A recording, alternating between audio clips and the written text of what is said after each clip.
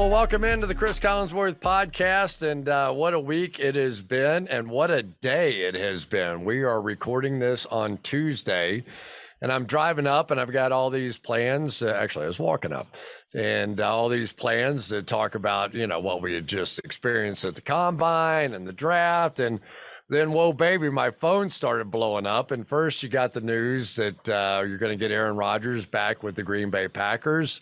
And that was fun. I was like, oh, boy, okay, it doesn't really surprise me. And then kind of came the shocker for me. I kept thinking that most of these quarterbacks were going to stay put. And then Russell Wilson, in a trade with the Denver Broncos, now is a Denver Bronco after Seattle basically had come out, a week ago, right at the beginning of the Combine, and said, come on, we're not going to trade Russell Wilson. We went through this last year. Get out of here. Stop this. We're not going to do this. And then they did it. And now the deal's done. And now the AFC West is just loaded for bear. I mean, the AFC West and NFC West, I may have to get a condo in California or something next year just to keep up with all the West Coast games we're going to be doing. But joining me to discuss, my two Combine partners as well, Trevor Sikkema, Brad Spielberger. And Brad, you were the one, first of all, who on the last podcast I did, now I've been playing hooky a little bit here lately. After the Super Bowl, had to go to Hawaii and have some fun too. But you're the one that said that we were going to see Aaron Rodgers go for $200 million over 4 years, and ding, ding, ding, you called it on the button apparently. Now, are you working for Green Bay, or what are we actually talking about here? No, no multiple jobs there. Just thought that $50 million threshold was going to be pushed past, and looks like you got it done. Wow. I mean, it is amazing.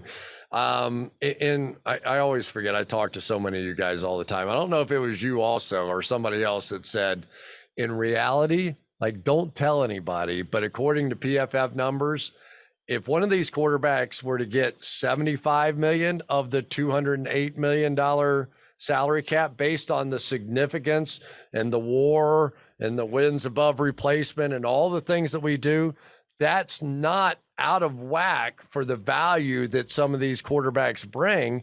So now tell me, we'll start with Aaron Rodgers. Is this actually a bargain for the two-time consecutive MVP of the National Football League? Yeah, frankly, I think it is. Last time he signed an extension, he pushed the market by 15% in terms of the per year average. This year with Mahomes going from 45 to 50, it's only about an 11% raise, only about 11%. So yeah, it's not even the standard kind of market reset at the position. And it sounds like he is very intent on helping Green Bay manage the salary cap in 2022 and 2023 to help them bring back all of his teammates and make another run at the Super Bowl. He does want to help them and is going to go out of his way to make sure they have flexibility. Now, how much of this do you think was, oh, what a good guy Aaron Rodgers is? And how much of it do you think he's looking around and he's going, do I really want to go to the AFC West with that corral of quarterbacks out there? But Tom Brady just retired. Who knows if that's permanent or not? We're getting hot and heavy rumors about that one now from Tampa Bay and Bruce Arians, but he's out. And now, maybe unbeknownst to Aaron Rodgers at the time that he signed this deal, the whole Russell Wilson deal was coming down, but maybe he did know.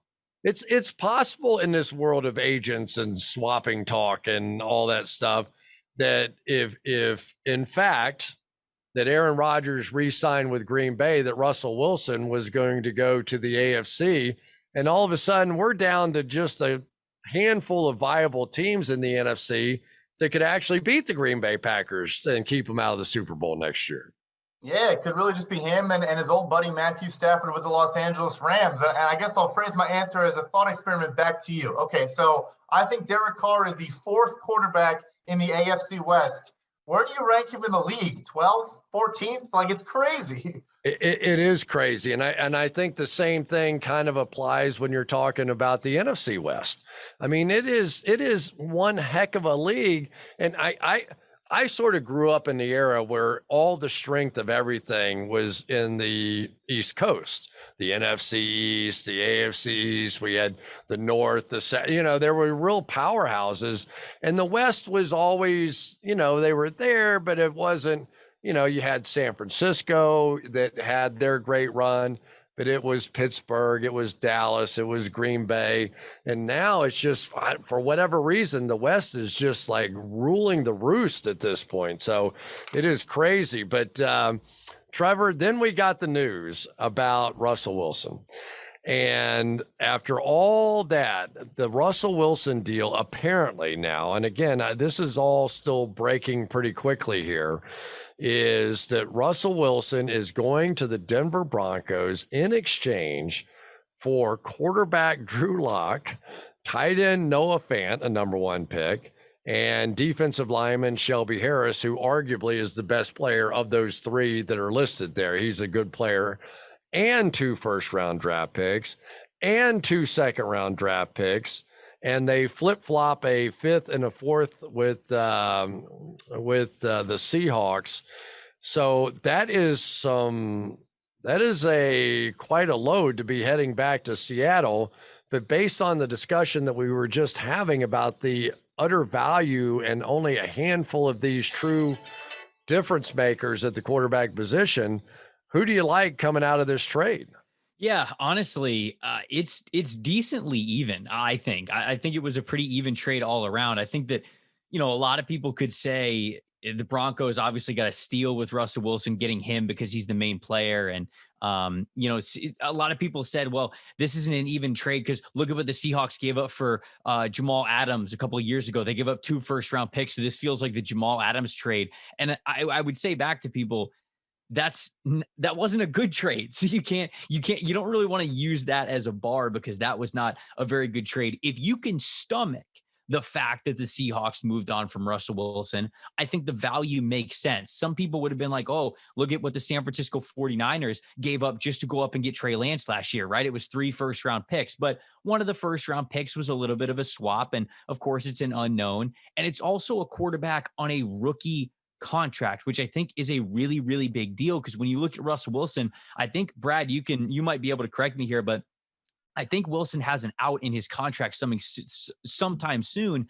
But no matter what you're doing with Russell Wilson, you're always going to pay him top dollar, right? That rookie contract portion of his career no longer exists. So you have to factor in that you're going to be paying Russell Wilson a crap ton of money over the next couple of years, however long you have him, into the trade discussion. So if it was for a rookie contract, sure, you could probably get a lot more back for him. But the Denver Broncos, for as much as Russell Wilson obviously is like you guys said, so paramount to success, I think that there comes a limit to where the Broncos would, or the Seahawks would just go, okay, give us 5 first-round picks. And the Broncos are just like, okay, we're not going to give you 5 first-round picks. So let's actually have a conversation here about it. And I think it gets to 3 pretty good players, 2 first-round picks, 2 second-round picks, knowing that the Denver Broncos also now have to dedicate a large chunk of their salary cap to Russell Wilson.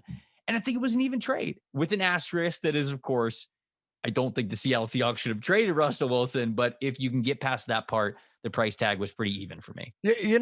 Brad, one of the interesting parts about this is generally when you trade a franchise quarterback and expect something in return, you go, well, what difference does it make? I made the trade of Matthew Stafford, but they go out and win the Super Bowl. So I get the 32nd pick, which is like getting a 2nd-round pick.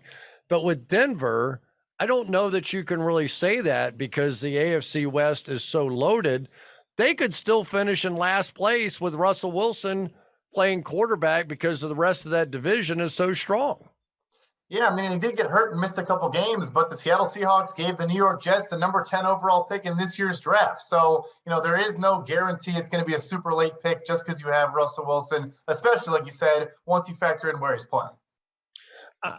There are obviously factors with this thing happening. Jerry Jeudy, Cortland Sutton, there's, Javonte Williams, there's good players with that Denver offense out there. But he had really good receivers playing with him in Seattle too. So now it comes down to, And what we had always heard about with this offensive line in Seattle was that, they never spend any money. And Russell Wilson, that was sort of the beginning of the whole debate. And, where was this whole thing going to go? You just wonder, is this offense that much better than what he was with? And are we going to see that much of a difference here? We know what Russell Wilson is. He's a movement guy. He's a deep dropper. He's going to buy time out there. It's going to be much less of a sort of catch it and throw it kind of thing. And Nathaniel Hackett, right? So you're going to get a little bit of Aaron Rodgers and Russell Wilson now playing in the same kind of offense. And does Russell Wilson take a year, much like Aaron Rodgers did, to sort of get used to wearing blinders, maybe going under center a little bit more, some of the, the outside zone, the play action, the bootlegs off of that? How long does it take him to adapt to that kind of style of offense? Yeah, I think that when you look at the situation with the Broncos, you guys are right. Nothing's guaranteed in this league. Now, Russell Wilson makes the Denver Broncos a contender immediately. On paper, you could put the Denver Broncos, especially with the rest of that roster, up against anybody. But we know that the margin for wins and losses is so close in the NFL that, yeah, you can drop a handful, especially in the first year, when it's not just Russell Wilson's first year in the system. It's also Nathaniel Hackett's first year as a head coach, right? And so that goes into it too. There's no guarantee that they're going to make the playoffs and make a deep run, and that first round pick is going to be super late. So it might be a little bit more of a process, just because you can't use what Tom Brady did in Tampa Bay as the bar or the expectation. I think that was pretty special, what he was able to do in a brand new system. But there's no doubt about it that I think the team is going to play really well with Russell Wilson. And I think, part of the struggle with him over the last couple of years, because people would point out, hey, Russ hasn't been as consistently good as you would have wanted him to be. There was definitely a lot of things going on behind the scenes, right? I mean, like his relationship with Pete Carroll. And I'm not saying that it was terrible, but there was clearly something that was bothering Russell Wilson in Seattle when it came to input with roster building and just how much control he had over the offense and maybe how much they trusted his word of what they should be doing. And there seemed to be that power struggle there. So if there's a better relationship, then you might get a better Russell Wilson, because the offensive line in Denver, it's not perfect, but it's better than what they got in Seattle. The running backs that they got in Denver, better than what they got in Seattle. So even when they're running the ball, right? Even when they're taking it out of Russell Wilson's hands, he can probably convince himself that, okay, Javonte Williams and the rest of that running back room, those are good options to have the ball in their hands. And then when he's throwing it, of course, you've got Courtland Sutton, you've got Jerry Jeudy, you got KJ Hamler, you got Alberto Cuegbunam, and plenty of other offensive weapons that you're going to bring to the table. So Russell Wilson, no doubt, makes the Broncos a Super Bowl contender on paper, but there is a lot of stuff that has to happen, of course, to eventually make that a reality. So answer this question then. Why does this make sense for Pete Carroll? Pete Carroll's not getting any younger, right?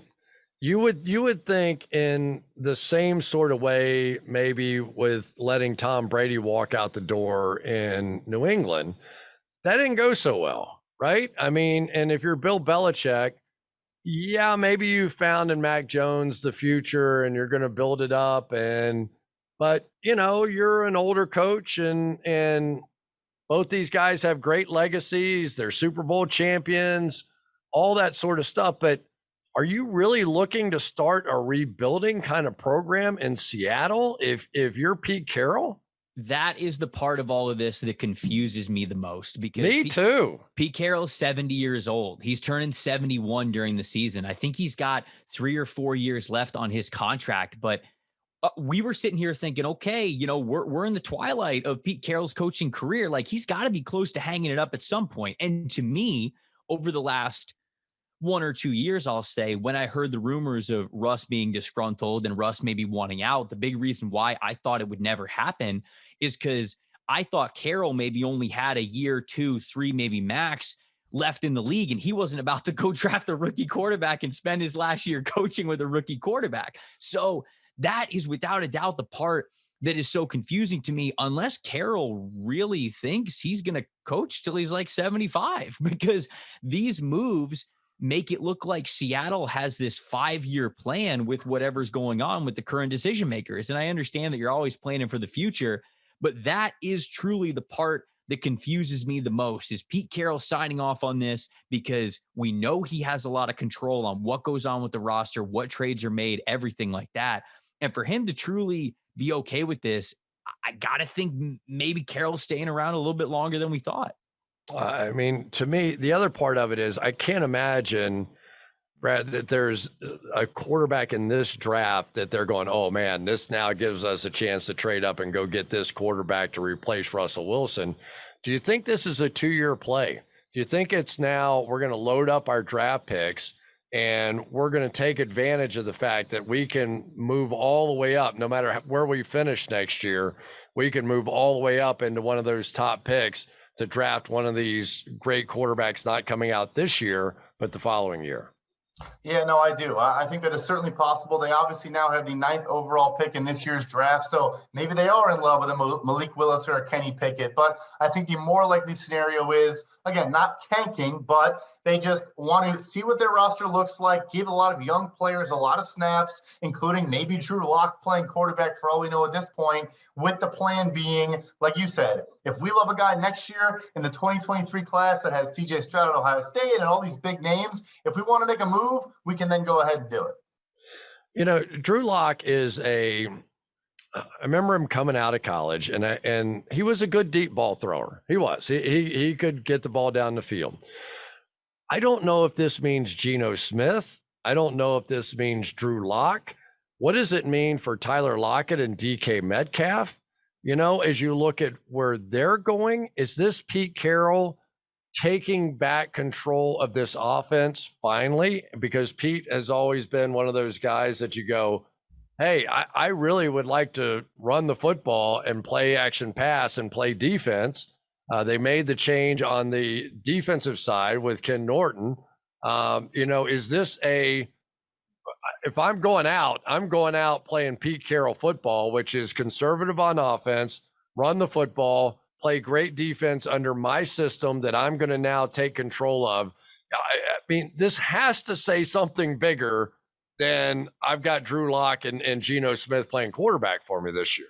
Yeah, I agree. I think go ahead, Trevor. I was just going to say, you want this to just, you've got to have the same mindset for whatever this trade was. You can't be split at all whatsoever. You can't be acquiring talent to win right now and then also making moves for the future. Like, it has to be all in one sweeping motion. You have got to have the right plan, and you've got to make the right moves that point to the same direction in order to make this trade completely worth it. Brad kind of was talking about it a little bit there. Shoot, they got the number 9 overall pick. At least we think they're going to get the number 9 overall pick with this year. We think it's their first round pick this year.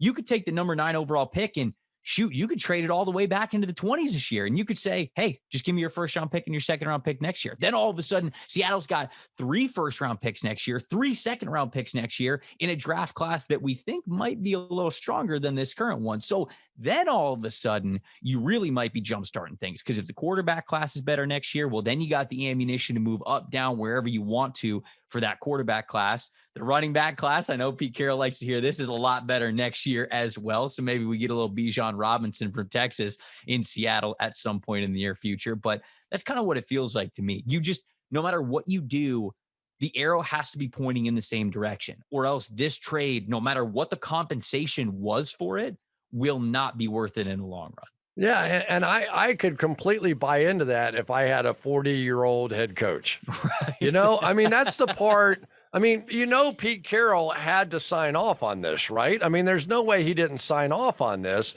And Trevor, to your point, maybe he has a 7-year deal that I don't know about, and that he's going to be around and he's going to rebuild it. And, you know, he's a great football coach, and maybe he finally got to the point where, and I tell this to coaches, and when they ask me, you know, what do you think? And and I've been around every program that there is.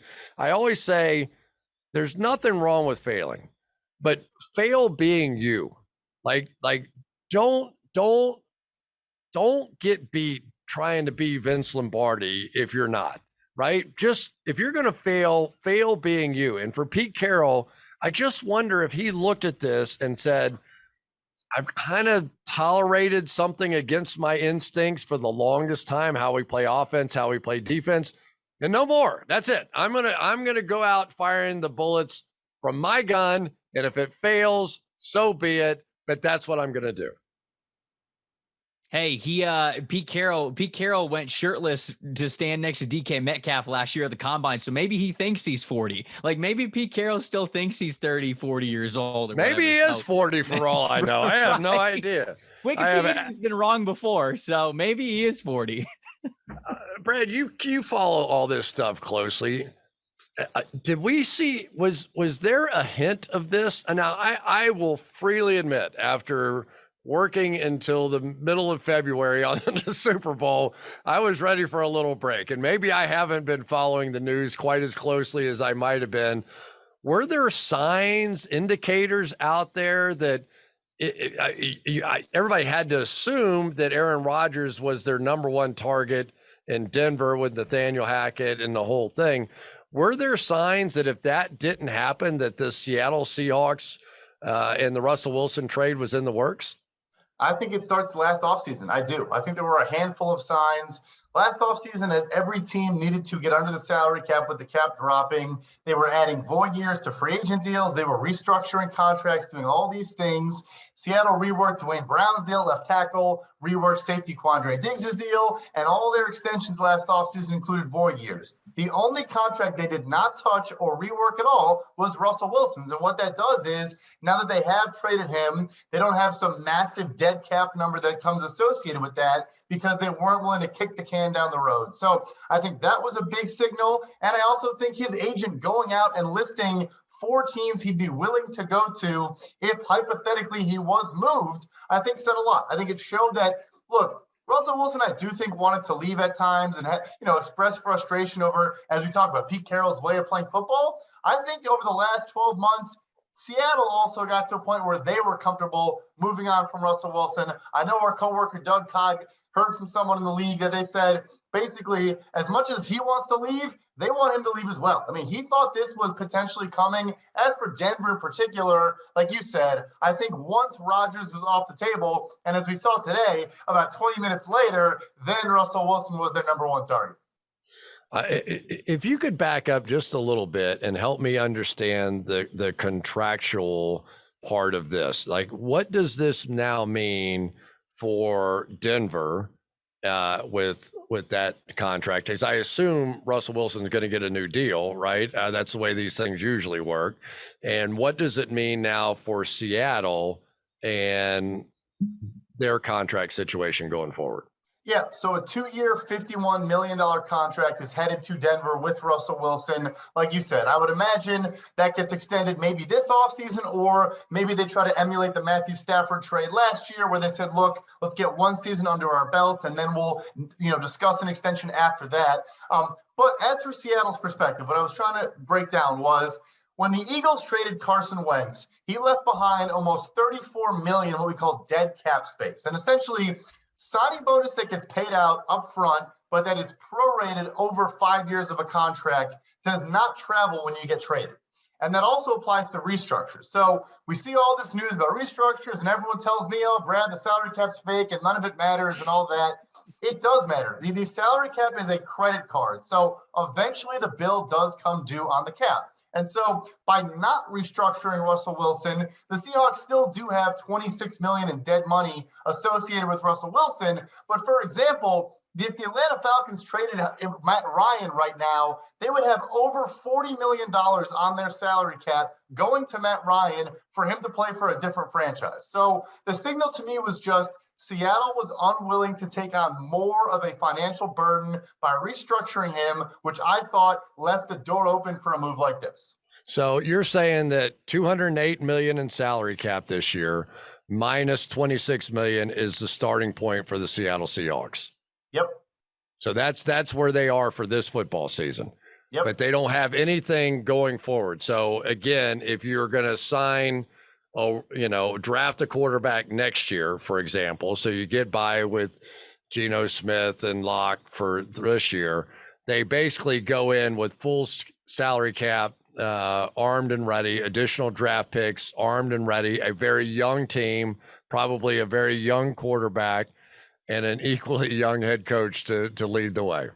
Yeah, 100%. And the counter would be the New Orleans Saints will still be paying on the salary cap, will be paying Drew Brees this season in 2022 because they decided to always kick the can down the road and always not pay their credit card bill. And look, to each their own. If that's how you want to do it, go ahead. But the Seattle Seahawks chose short-term flexibility and being able to turn things around quickly. So Drew Brees is making that little bit from NBC, and then he's still I'm like, why are you working, dude? What's the matter with you? And then what? And then Sean Payton, when he saw the bill, he's like, nah, we're out of here. We're doing the old I'm doing the go to the bathroom and sneak out the window thing. That's what Sean Payton did when he saw that come out. Yeah, that's an interesting question too. Does Sean Payton have any ability to roll back into Dallas if it doesn't work out with the Cowboys this year? I mean, that's always the rumor, right? That he's going to go home to Dallas. Does any of what happened, would the Saints have to let him out? I assume they would to get him off the hook, right? So the Saints would still control his rights, but what happens there, we've seen in the past, is if the coach steps away and then comes back, it's kind of like Robert Gronkowski, right? When he came back to the Patriots, he basically said, either trade me to the Buccaneers or I'll just stay retired. And I think Sean Payton in the same manner would say, trade me to the Cowboys. I'll also tell you this, the Miami Dolphins, there's a rumor that they went after Sean Payton. I believe that to be true as well. He would come back and say, look, I can stay retired. I can go make more money on Amazon or whatever I want to do.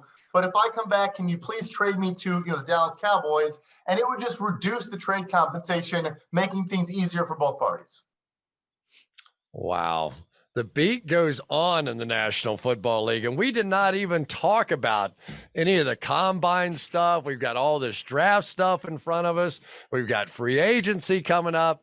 And then lo and behold, while I'm walking in the studio, my telephone is blowing up with all these deals that are going down here. It has been an amazing start to this offseason of the National Football League. Guys, thanks for helping me break it down, and maybe eventually we'll get around to the draft. I just don't know when at this point. So thank you, guys. Appreciate it, Cris. Thank you.